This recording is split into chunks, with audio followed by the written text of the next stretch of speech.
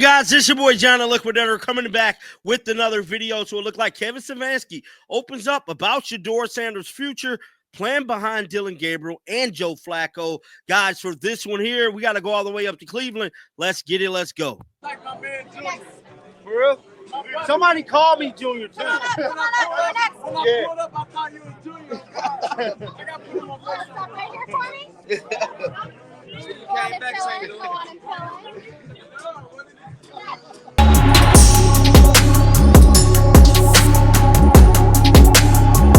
Guys, been living up under a rock, you possibly know that SHEDEUR Sanders will be QB3 going into the season. And we got an update on Tyler Huntley, man. It looked like he has signed with the Baltimore Ravens practice squad. So he's back in Baltimore. So all the people saying that they was going to bring him back, I don't believe they're going into the season with 4 quarterbacks. They still got Deshaun Watson.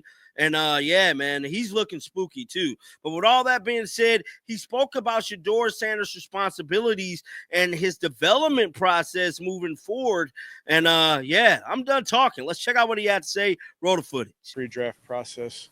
So you know their tape. You've met with them, whether at the combine or bringing them in. So you get a pretty good feel for the guys. And then you give Andrew and his crew credit because you have to pour over a lot of tape over the last 3 weeks to see who may become available, who would be a fit for us. So that's really what happened. What was it about him that fits with you guys? Productive player, good size, runs hard, but got to get him in here and see how he does. But the tape's good. Kevin looked like Denzel was out there practicing the last 2 weeks. Does that bode well for him for week 1? It does. Yeah, he's progressing nicely. Caden Davis coming back now in the practice squad.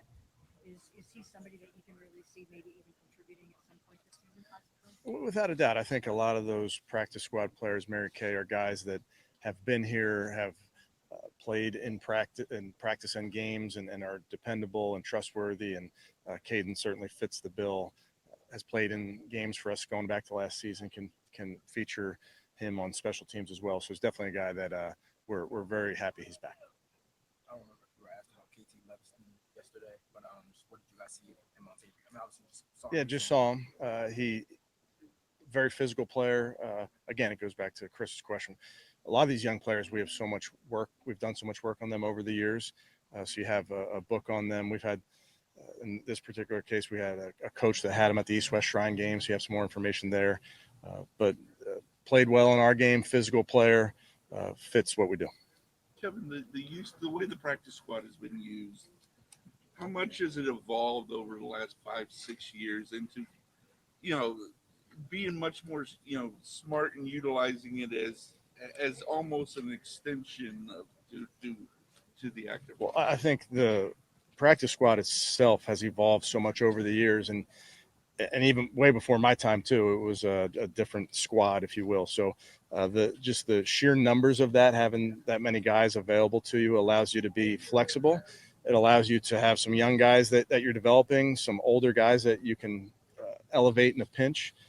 You can help one side of the ball on 1 week and then pivot to a different side next week. So it does give you some flexibility. What about Cold Springs? He's got a number of starts in the league. You guys see him more as a center? Yeah, I can't comment on those type of guys. Kevin, we talked so much about quarterback reps during training camp. When you get like a regular season practice week, will Joe get the same amount that you've always given the starter in the past, or because of his age and having a rookie behind him, you might give Dylan more?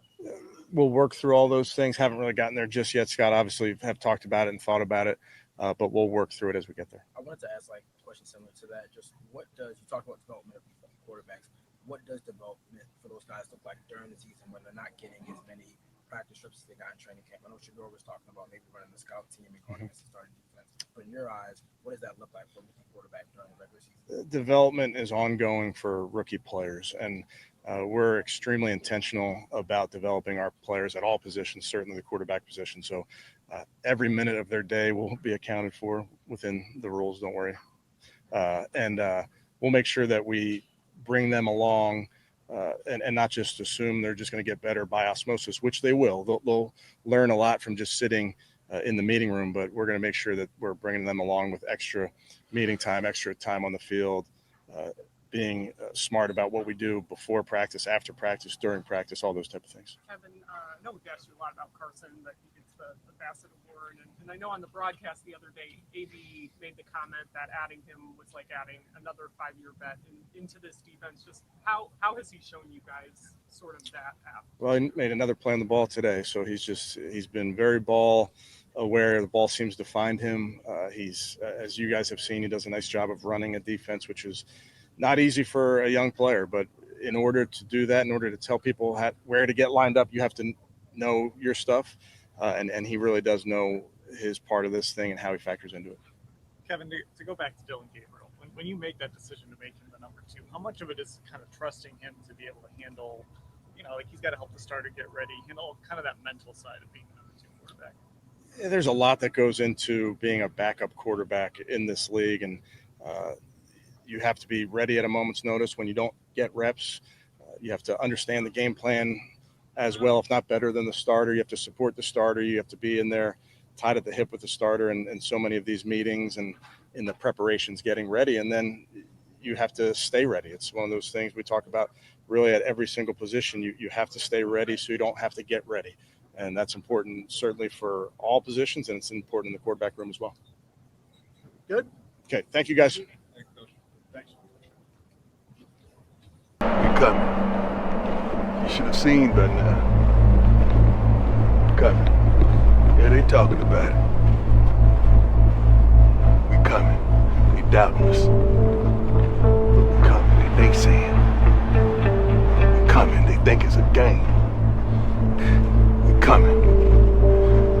I don't give a damn what they say. You best believe. We coming.